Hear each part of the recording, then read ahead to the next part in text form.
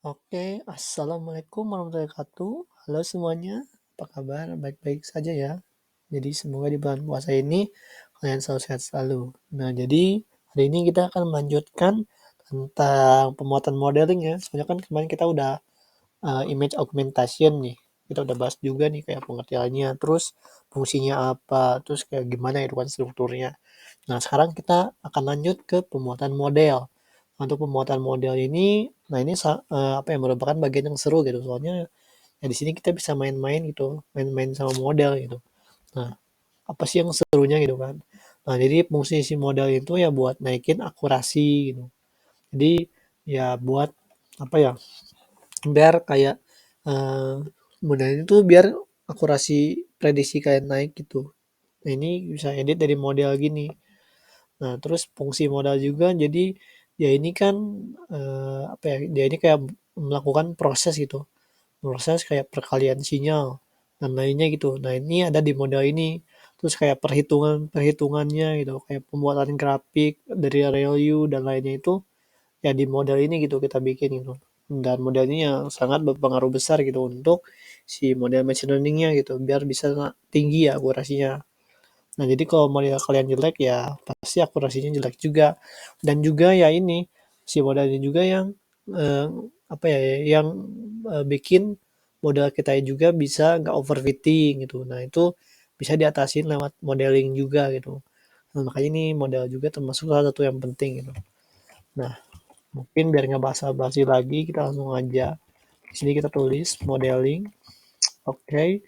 Nah, untuk yang pertama, jadi untuk modeling ini kita akan pakai TensorFlow.keras. Sorry, kita akan pakai keras. Kita akan pakai keras untuk pembuatan modelnya. Ya, karena kan model ini kita pakai bikin modelnya tuh CNN gitu kan. Nah, makanya ya pakai keras gitu, soalnya image kan gitu. Nah, kenapa pakai CNN? Ya itu, karena gambar gitu. Dan gambar itu salah satu dari pengolahan sinyal. Dan di pengolahan sinyal sendiri itu ada yang namanya konvolusi gitu. Ya makanya di sini solusinya itu pakai model konvolusi gitu biar bagus hasilnya. Nah, untuk itu di sini kita tambahin modeling CNN, okay, atau convolution neural networks. Nah, atau di sini kita tulis saja convolution neural networks. Oke, okay, kita akan bikin model CNN. Nah, caranya gimana? Nah, untuk caranya nih gampang. Jadi pertama kalian tinggal import. Nah, sebenarnya nggak usah import lagi sih, udah jadi sih sebenarnya. Yang perlu kalian lakuin itu ya tinggal ini aja, tinggal model. Jadi kalian kita akan bikin wadahnya dulu. Nah, jadi untuk bikin wadahnya itu ada namanya sekuensial. Nah, jadi ya sekuensial itu ya yang tadi. Jadi kita akan bikin wadah untuk bikin neuronnya gitu. Untuk wadah dari si neural networknya gitu. Nah, jadi namanya sekuensial. Terus sekuensialnya kan tinggal tf.keras models terus import sekuensial. Gak ada ya ternyata di sini. Oke, okay. Salah ya ternyata harusnya tab.keras.models.sequential gitu ya, bukan import. Nah, ini udah. Terus kita bisa lanjut. Nah, jangan lupa pakai list. Hanya kita mau bikinnya di listin. Oke. Okay. Nah, untuk selanjutnya di sini kita taruh di sini aja. Kita mundur dikit aja di sini biar biar sejajar gitu. Nah, terus jadi di CNN itu jadi ada yang namanya itu layer gitu kan.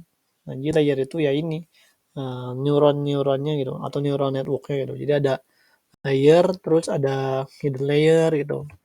Nanti ada juga ada callback juga gitu, dan lainnya gitu. Nah, jadi banyak sih. Terus ada multi layer perceptron dan lainnya juga gitu. Jadi untuk sini kita bakal bikin layernya dulu. Nah, untuk layer ini kan tinggal tf.layer tf.keras sorry tf.keras.layers dot konvolusi, semoga ada ya.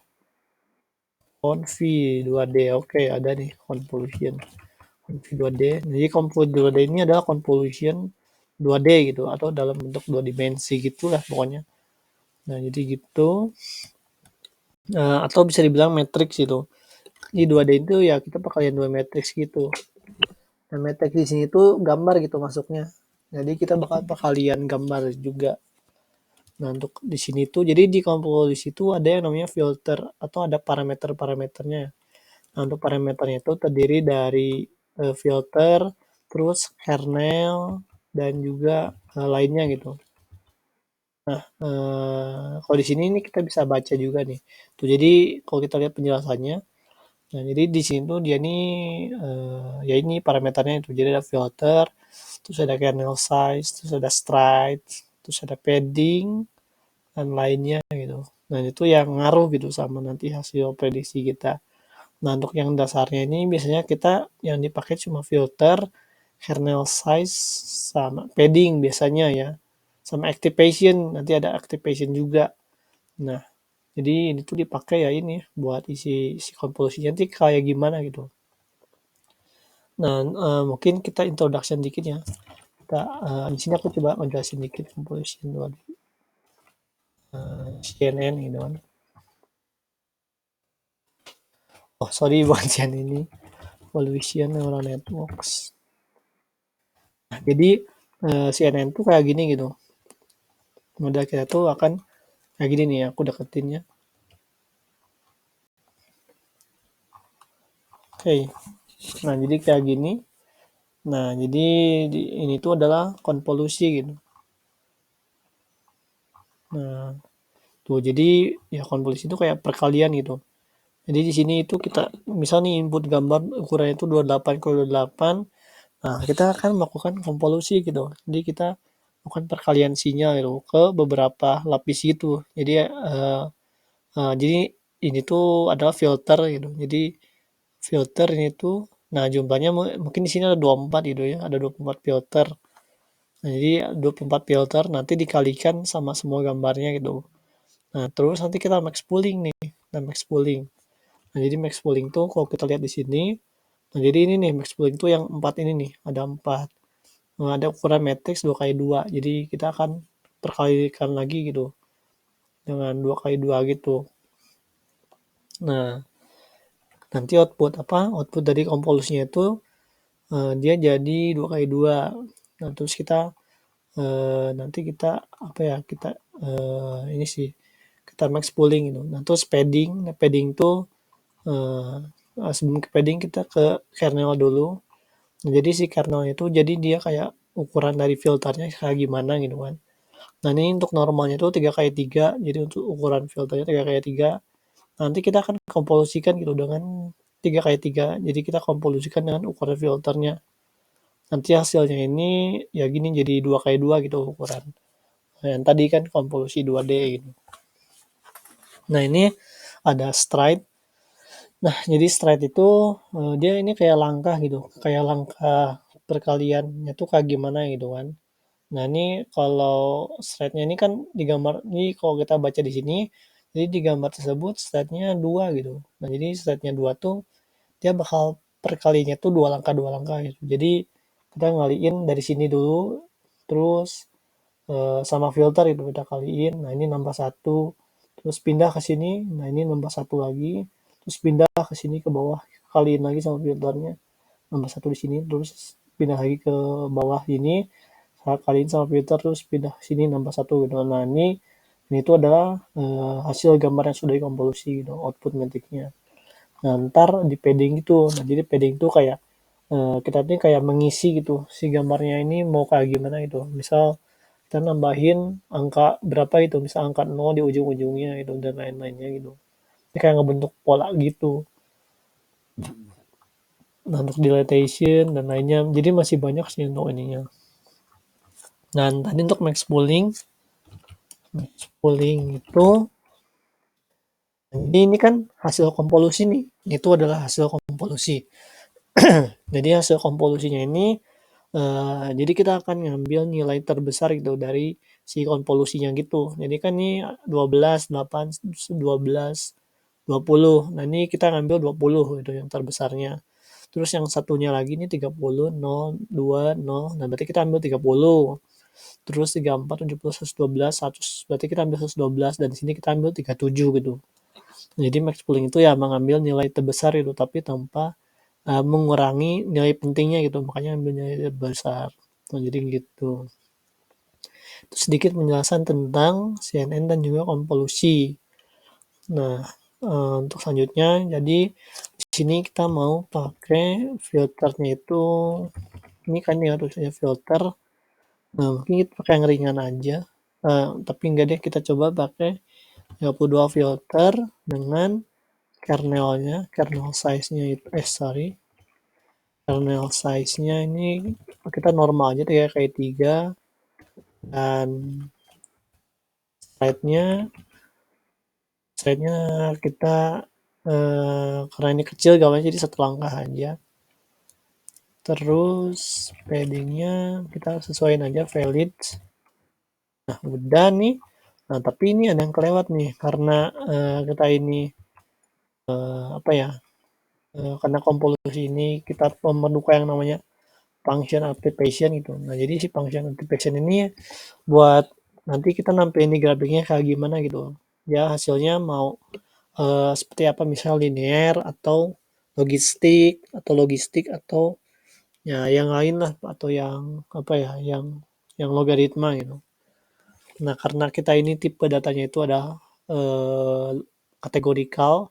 Nah, jadi bedanya kategorikal jadi kan ada dua nih kalau kelas tuh ada yang kelas binary sama kategorikal. Nah, untuk yang binary itu dari ya ini klasifikasi tapi hasilnya itu ada dua kelas doang. Jadi hasilnya itu misalnya kita mau prediksi kucing atau anjing.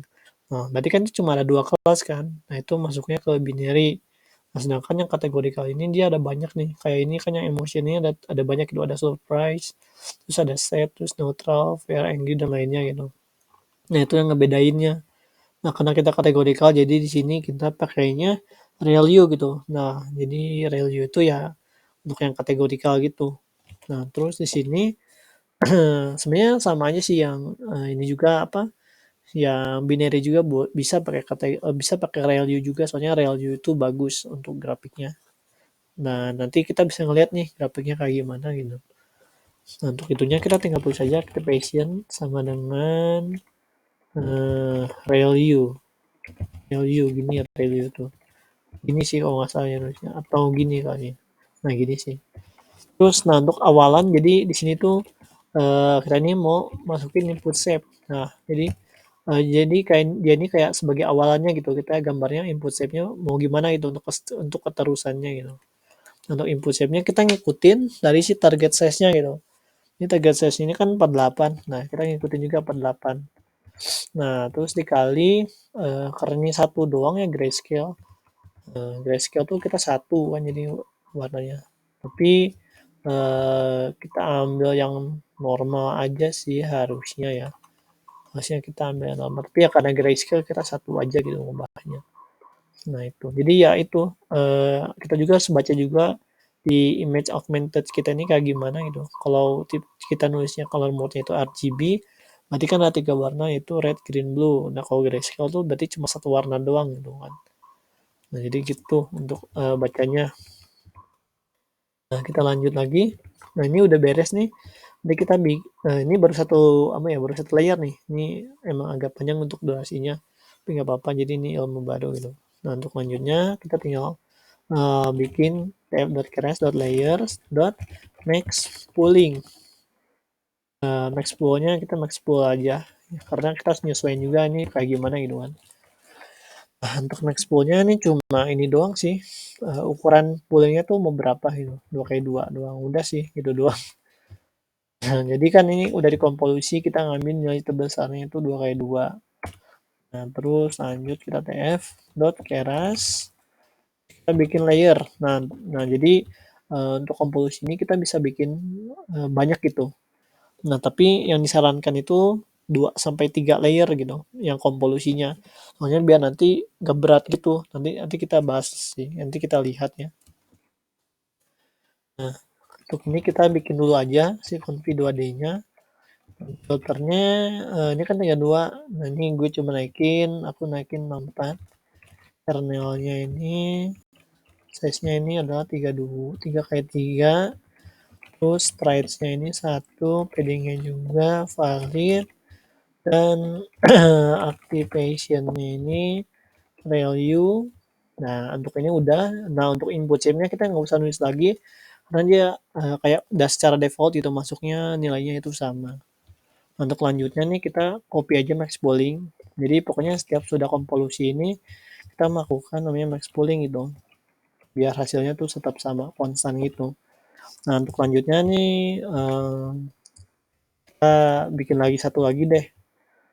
Satu lagi. Nah, ini kita bikin satu lagi. Nah, max pooling juga sama. Nah, ini udah nih. Nah, jadi setelah ini, setelah kita bikin max pool ini, kita bakal langsung bikin yang namanya itu ada hidden layer gitu. Nah, jadi fungsi hidden layer tuh ya ini buat apa ya? Buat kayak memperbaiki gitu, yang jelek-jeleknya gitu. Nah, untuk memperbaikinya itu ya kita bisa pakai yang namanya itu kayak drop out, terus ada juga flatten gitu. Nah, untuk ini mungkin kita bakal pakainya itu flatten gitu ya. Nah, jadi fungsi flatten itu nanti kita bahas. Di sini kita tulis aja dulu tab.keras.layer.flatten. Oke, bisa ya. Nah, jadi fungsi flatten itu jadi dia kayak ngubah hasil dari matriks ini ke dalam satu dimensi atau vektor gitu kan. Soalnya kan matriks ini dia tuh vektor juga, cuma vektornya itu vektor 2 dimensi, ada yang vektor 3 dimensi, atau kalau disebutnya itu matriks 2x2 atau vektor 2x2 gitu sih sebenarnya. Nah, cuma ya flatten ini ya kita ngubah dari yang matriksnya ini dia misal 2x2 nih, kita ubah jadi 1x1 atau dalam bentuk vektor gitu. Biar nanti bisa ngasilin hasil probability gitu. Bisa soalnya kan nggak mungkin kalau dalam bentuk metrik gitu kan bagian probability. Makanya diubah ke dalam bentuk flatten atau bentuk vektor. Nah, lanjut. Terus di sini kita layers. Nah, jadi setelah kita bikin ini kita mau bikin dance. Kita mau bikin apa ya, multi layer perceptron gitu. Nah, jadi multi layer perceptron itu dia buat ngirim hasil konvolusinya gitu. Jadi kita bakal bikin jaringan-jaringannya gitu. Kita bikin jaringannya. Nah, untuk normalnya tuh biasanya 128 sampai 256 sih dance-nya. Untuk sampai 512 juga bisa, tapi tergantung sih, tergantung kalian maunya gimana. Nah, kalau aku di sini coba 256 aja. Dance-nya nih 256, terus activation-nya jangan lupa kita pakai value. Nah, ini udah. Nah, ini untuk yang pertama. Nah, terus kalau udah ini tuh kita di sini kita mau pakai hidden layer lagi nih. Nah, di sini kita pakai hidden layer, namanya itu dropouts. Nah, jadi fungsi si dropout ini tuh buat ngilangin atau buat memperkecil overfitting gitu. Nah, jadi overfitting itu adalah definisi dari ketika kita apa ya, kita udah training nih, terus akurasinya tinggi misal 95%. Nah, pas kita coba nih pakai model kita nih, tapi modelnya itu bukan model sorry, pakai gambar. Nah, gambarnya itu dari gambar data train atau dari dataset yang kita punya. Nah, kita uji coba ini dataset train sama tesnya gimana, apakah ya bisa ngeprediksi dataset sendiri. Nah, ternyata dia bisa nih. Nah, tapi pas kita coba pakai gambar lain gitu yang random gitu dari luar. Nah, ternyata dia bisa kita mau prediksi dia senang atau enggak. Nah, ternyata dia pas kita pingin tahu nih si mesin ini dia bisa ngeprediksi dia ini senang atau enggak nih. Kita masukin gambar yang senang nih. Nah, tapi dia malah ngeprediksi sedih gitu, menjawab sedih. Nah, berarti si model tersebut itu adalah overfitting gitu, di mana dia ketika akurasinya tinggi tapi validasinya itu kecil gitu. Jadi kan ada dua nih, ada akurasi training sama akurasi validasi. Nah, jadi kalau yang akurasi training sama validasinya itu tidak seimbang, ya hasilnya overfitting. Nah, biasanya itu terjadi ketika validation akurasinya itu kecil gitu. Nah, makanya itu harus kita ubah lagi ke apa ya, pakai teknik lain nih, biasanya pakai K-fold dan lainnya gitu. Nah, di mana ya kita akan melakukan cross validation gitu. Nah, jadi kalau udah itu, nah bisa jadi bisa bagus nih biasanya hasil prediksinya. Atau enggak kita ngubah di data augmentation itu, di image augmentasi untuk data validasinya itu bisa juga. Nah, mungkin itu penjelasannya. Nah, jadi untuk dropout ini tuh kalau kita lihat lagi ya, drop out, nah deep learning nih. Jadi kayak gini nih. Jadi nih, ini kan iuran aslinya nih, ini tanpa dropout gitu. Nah, setelah kita pakai dropout, misal 0,3, berapa ya? Coba hitung tuh 2, 3, 4, 5, 6, 7. Berarti ini 0,7 nih dropoutnya nih. Nah, kenapa 0,7? Jadi si dropout ini tuh dia dari 0 sampai 1 gitu. Nah, jadi kalau 1 itu dia ngabisin semua neuronnya gitu, kayak ngebuang neuronnya secara random gitu. Nah, makanya ini ada 7 gitu kan yang dibuang. Ya mungkin sekitar 0,3 atau 0,4 atau 0,7 gitu yang dipakai dropouts-nya. Jadi nggak sampai semuanya dibuang gitu, si neuronnya gitu. Yang fungsinya ya buat memperkecil overfitting gitu. Dan nanti bisa kelihatan juga kayak bobotnya itu nggak berkurang gitu kalau nggak pakai dropout itu. Nah, mungkin kita nyobain pakai tanpa dropout dulu. Nah, ini udah nih. Nah, terus lanjutnya nih kalau udah itu coba kita tf.keras.layers terus dance lagi. Nah, ini terus yang terakhir ini biasanya nih kita pakai si kelasnya gitu. Nah, ini aku masuknya 7 kelas. Nah, ini kita udah ke outputnya. Jadi si ini 256 jaringan ini kita hubungin ke 7 output atau 7 kelas. Yang dimana activation-nya ini kita ganti jadi softmax. Nah, di softmax ini tuh dia ini lawannya ini ya sigmoid itu. Karena kita ini kategorikal gitu, jadi makanya pakai softmax. Nah, softmax itu untuk yang data yang lebih dari 2 kelas itu, makanya pakai softmax. Sedangkan yang sigmoid itu untuk 2 kelas atau yang hasilnya itu 2 doang gitu, hasilnya 0 atau 1 gitu kan. Nah, kalau softmax ini banyak kan, ada 7 gitu. Nah, jadi gitu. Nah, ini udah nih, kita enter, coba kita tes running kah?